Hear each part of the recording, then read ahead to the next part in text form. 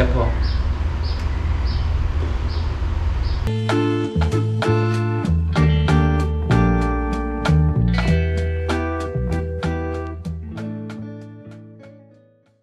No to dzień dobry Państwu, witam Państwa w Singapurze.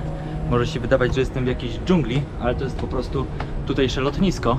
Za nami prawie 24 godziny podróży, więc jesteśmy wykończeni. Tam ogólnie jest taka ta fontanna, ona powinna działać, ale jest godzina 8 rano, jeszcze jej nie włączyli. No i już mi się nie chce czekać, aż ją włączą. Lotnisko w Singapurze jest uznawane za najładniejsze na świecie, głównie właśnie ze względu na tą tutaj dżunglę. Natomiast trzeba przyznać, że to pomieszczenie z tą dżunglą jest tylko jedno, poza tym lotnisko jest dość standardowe. W Singapurze nie ma zbyt dużego ruchu na ulicach, mimo tego, że jest to wielomilionowa aglomeracja. Powody są dwa. Po pierwsze, całe miasto od podstaw było projektowane w taki sposób, żeby nie było korków na ulicach. Poza tym tutaj trzeba wykupić pozwolenie na posiadanie samochodu.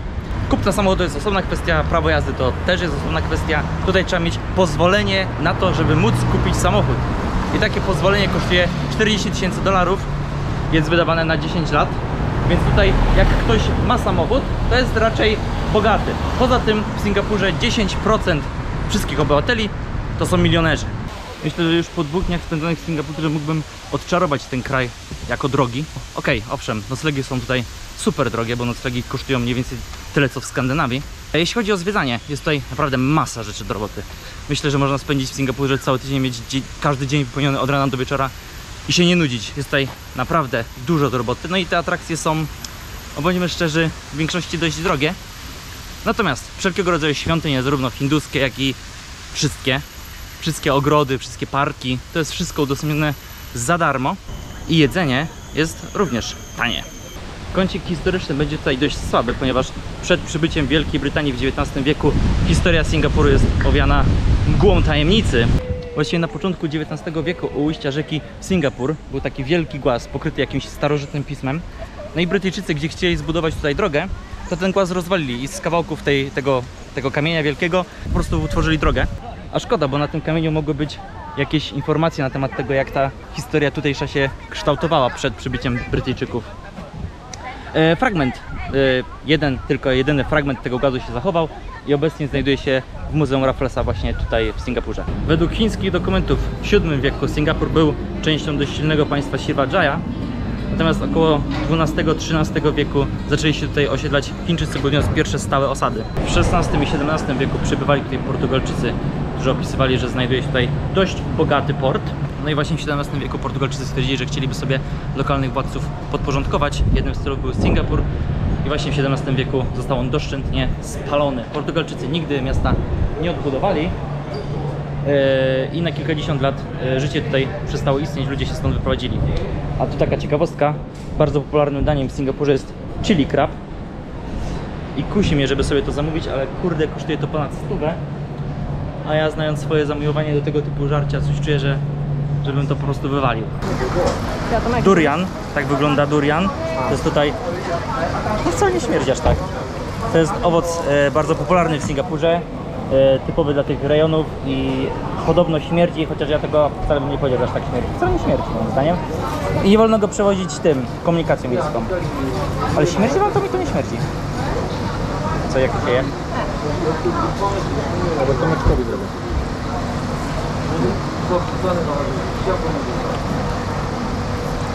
A ty możesz? Co, wiecie to? W XVIII wieku już nie Portugalczycy, tylko Holendrzy zaczęli panoczyć się w tym regionie. Nie podobało się to Wielkiej Brytanii, która postanowiła trochę ten proceder ukrócić i w wyniku kilku potyczek odbiła część ziem malajskich. Dla Wielkiej Brytanii niezwykle istotne stało się, żeby uniezależnić się od holenderskich portów i na pewien pomysł wpadł głównodowodzący tutaj w regionie Thomas Raffles, który stwierdził, że fajnie byłoby kupić Singapur od tutejszego sułtana.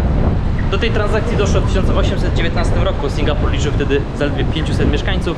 Cóż, okazało się, że był to strzał w dziesiątkę i niedługo później Singapur stał się jednym z najważniejszych portów w drodze z Europy do Chin. Dzięki położeniu i brytyjskiej polityce handlowej Singapur rozwijał się niesamowicie szybko. To było takie typowe miasto-port, ostatni przystanek, gdzie statki handlowe płynące do Hongkongu mogły uzupełnić swoje zapasy.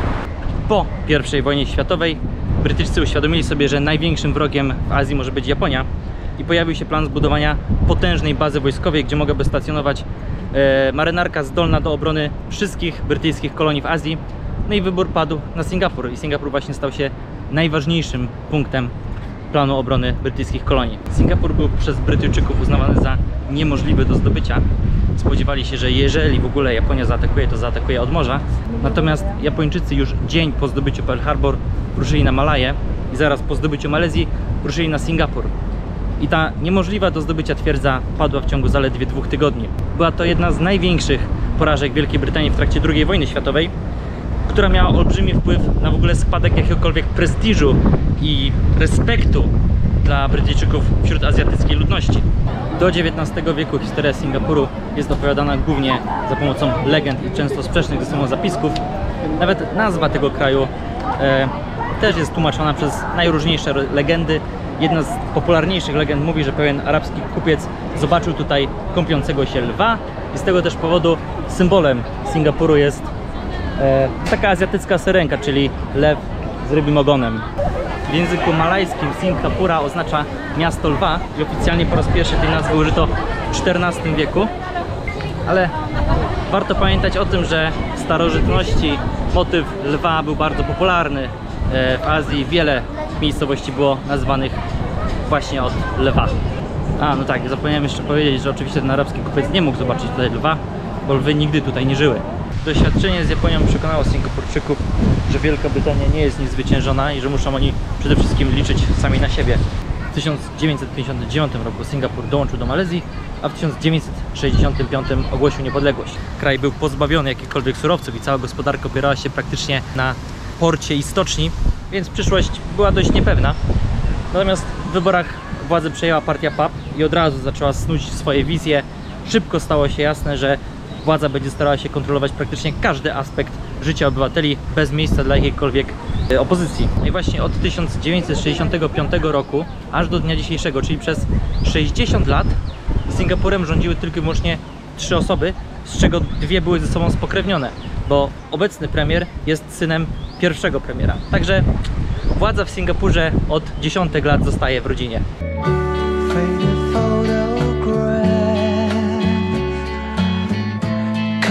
Now with lines and creases, tickets torn in half, memories in bits and pieces. Władza stara się tutaj stworzyć poczucie jedności narodowej, w rzeczywistości jednak większość w Singapurze stanowią Chińczycy. Dużo jest tu również Malezyjczyków, Hindusów, a także Europejczyków. Singapur jest jednym z niewielu faktycznie udanych projektów stworzenia wielokulturowego państwa, no bo mamy wyznawców tutaj najróżniejszych religii, mamy osoby wychowane w najróżniejszych kulturach, a mimo to nie dochodzi do praktycznie żadnych napięć społecznych. Gdzieś czytałem, że to jest efekt tego, że tutaj ludzie zostali wychowani w wzajemnym szacunku i ogólnie podejściu, żeby nie przeszkadzać sobie nawzajem. Ja mogę tylko powiedzieć, że Singapurczycy są na pewno strasznie pracowici, bo pracowałem kiedyś dla Singapurskiego Banku i o którejkolwiek godzinie dnia i nocy bym do ziomków nie napisał, to praktycznie chwila, moment i miałem odpowiedź. Tak jakby, nie wiem, oni w ogóle nie spali. Ciekawe jest też to, że Singapurczycy, nie wiem czy Singapurczycy, czy ogólnie w Azji tak jest, ale oni mają zazwyczaj jakieś angielsko brzmiące imię, typu na przykład, nie wiem, Cody, albo Wingson, albo coś takiego i jakieś chińskie nazwisko. I też właśnie pamiętam dziewczynę, z którą pracowałem, miała na imię Beatrice, mówiliśmy na nią Bi, pszczółka. I była to, kurczę, chyba najładniejsza Azjatka, jaką w życiu widziałem. No. Singapur to jedno z najbogatszych państw świata. Jest to 4. największe centrum finansowe po Londynie, Nowym Jorku i Tokio. Obecnie gospodarka opiera się tutaj na nowoczesnych technologiach, usługach finansowych, przemyśle petrochemicznym i stoczniowym. Czekajcie, bo pokażę wam coś fajnego. I często w kontekście Singapuru mówi się, że jest to cud gospodarczy. Ja natomiast nie użyłbym określenia cud gospodarczy, bo już i w poprzednich wiekach Singapur ze względu na swoje położenie pokazywał, że ma wszystko, co tylko potrzebne do tego, żeby być bogatym państwem. I obecna władza jedyne co zrobiła, to po prostu tego nie spierdoliła. Wykorzystała wszystkie atuty ze względu zarówno jeśli chodzi o położenie, jak i zasoby ludzkie i inne takie. Wykorzystali wszystko to, co mają i dzięki temu stworzyli bardzo bogate i super szybko rozwijające się państwo. Jeszcze taka ciekawostka, jak się chce kupić jakikolwiek bilet w Singapurze, to warto mieć internet, bo tutaj kasy takie zwykłe papierowe nie działają. tylko wszystko się po prostu skanuje QR kod i kupuje bilet w necie i tylko się go ma na telefonie. Fajne to jest ogólnie, co nie? Kurczę, takie fajne. Wspominałem wcześniej, że w Singapurze można tanio zjeść i faktycznie można tanio zjeść. Trzeba po prostu szukać miejsc, które się nazywają hawkerami. No i hawkery to są właśnie takie widzicie, takie miejsca, gdzie jest pełno różnego rodzaju budek. Jest bardzo, bardzo tanio. No bo jak sobie spojrzycie na przykład na ceny, nie wiem, tam $6 za danie, no to jest 6 razy jakieś niecałe 20 zł. Można zjeść tanio w Singapurze? Można.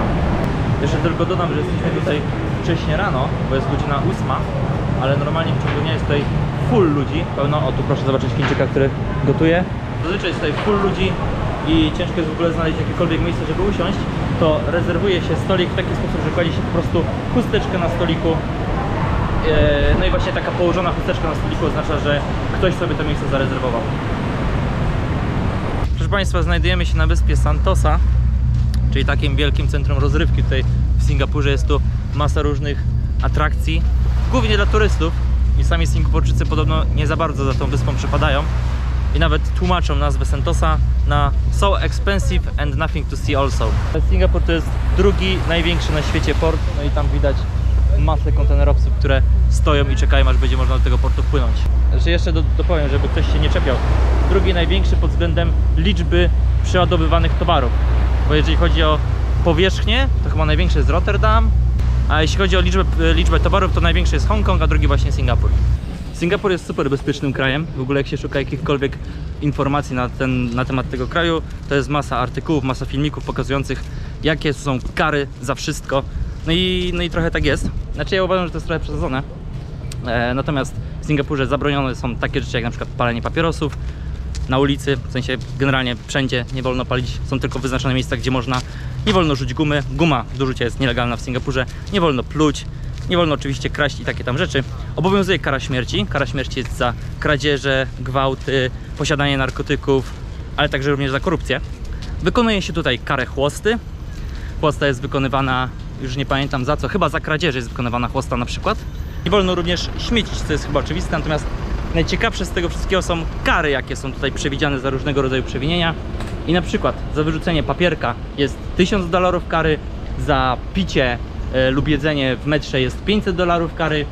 Ja myślę, że to jest troszkę połączenie tutejszej kultury i rygorystycznego prawa, ale w Singapurze naprawdę jest bardzo, bardzo, bardzo bezpiecznie i możesz sobie spokojnie położyć, nie wiem, portfel albo telefon gdzieś na jakimś, nie wiem, murku, pójść sobie gdzieś tam, wrócić i najprawdopodobniej ten telefon lub portfel wciąż będzie tam leżał. Hello, welcome to Fort Siloso. Yeah. Wydaje mi się, że te opowieści o tym, jak bardzo trzeba w Singapurze uważać, że wszędzie są tabliczki z różnego rodzaju zakazami, że to jest mocno przesadzone, bo owszem, te tabliczki gdzieś tam widać, ale to nie jest tak, że idziesz i co kawałek jest tabliczka, że tego nie wolno lub tamtego nie wolno.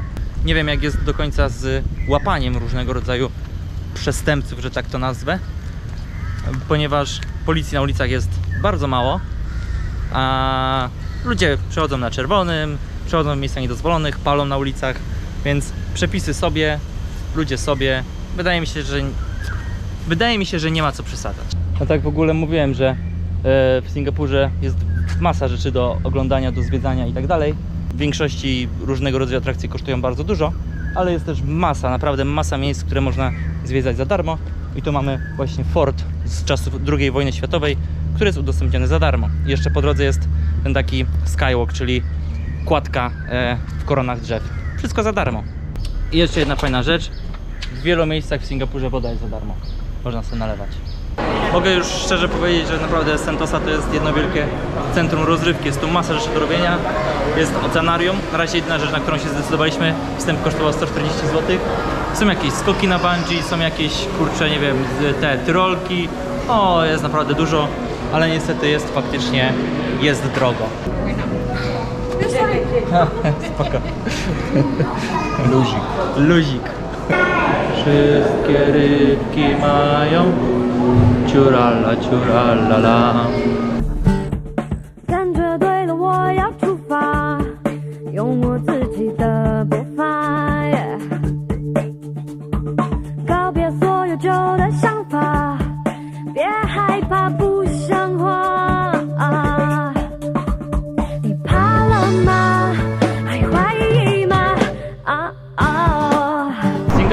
niesamowity sukces zawdzięcza stabilizacji politycznej, wdrażaniu nowoczesnych technologii, napływowi kapitału zagranicznego, a także rządowemu planowaniu, bo tutaj wszystko jest jakby dobrze przemyślane.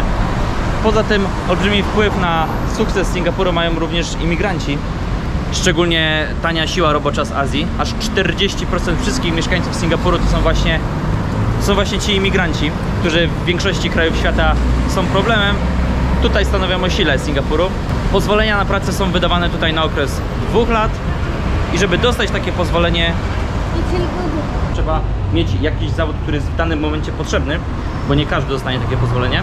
Najczęściej ta tania siła robocza to są zwykli robotnicy, kucharki, sprzątaczki, kelnerzy. Miszmasz kulturowy oznacza także miszmasz kulinarny i w Singapurze mamy praktycznie przekrój całej azjatyckiej kuchni, bo mamy kuchnię chińską, hinduską, malajską, indonezyjską, tajską, praktycznie wszystko. A poza tym w Singapurze bardzo lubią eksperymentować z jedzeniem i mieszać smaki różnych kultur. Stąd powstało wiele dań, o których można śmiało powiedzieć, że są typowymi daniami kuchni singapurskiej. Ja muszę przyznać, że próbowanie tutejszych potraw jest naprawdę niesamowite, bo bardzo podoba mi się to, jak czasami kompletnie wydawałoby się niepasujące do siebie składniki są ze sobą połączone, albo czasami jak na przykład jedna przyprawa potrafi całkowicie zmienić smak danej potrawy. Na przykład tak prosta, wręcz prostacka potrawa jak ryż z kurczakiem. Tutaj do tego dodaje się taką jakby zupkę, jakiś taki rosołek, który się po prostu wylewa na rosół i z nudnej wydawałoby się potrawy nagle robi się ogień z dupy. I nie mam tutaj na myśli, że sraczka, tylko że po prostu, że dobre. Singapur zresztą słynie ze street foodu. Oni uwielbiają jeść na ulicy w takich właśnie budkach, jak tutaj widzicie. W Singapurze znajduje się jedyna na świecie budka uliczna, która uzyskała gwiazdkę Michelina.